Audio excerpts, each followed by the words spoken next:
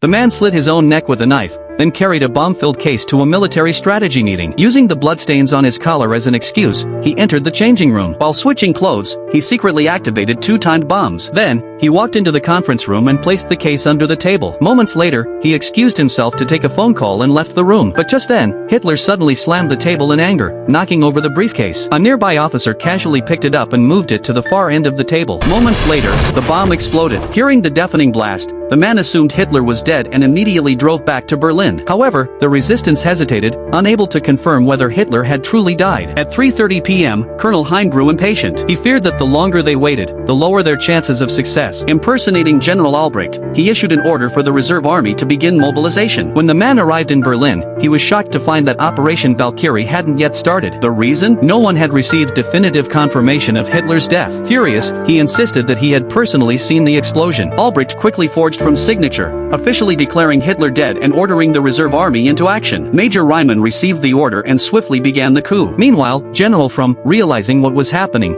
called for clarification. But the response he got was that Hitler had only suffered minor injuries. Frum immediately refused to participate. To prevent him from interfering, the conspirators placed him under house arrest. The man then took command of the operation, declaring that by nightfall, Hitler's empire would collapse. On the other side, the reserve army successfully seized the radio station, then took control of the Ministry of the Interior and the SS headquarters. More and more red markers appeared on the map. They were close to surrounding the Reichstag. Victory was in sight. But then, the communications department received 2 conflicting telegrams. One ordered the arrest of Goebbels. The other, from Hitler himself, demanded the arrest of the conspirators. Terrified, the minister sent out both orders. Major Ryman, despite the contradiction, pushed forward with Operation Valkyrie. His troops surrounded Goebbels' residence, storming into his office with an arrest warrant. But Goebbels remained eerily calm and simply handed him the telephone. A familiar voice came through. It was Hitler. Ryman immediately straightened up. Hitler then issued a chilling command: capture the traitors alive.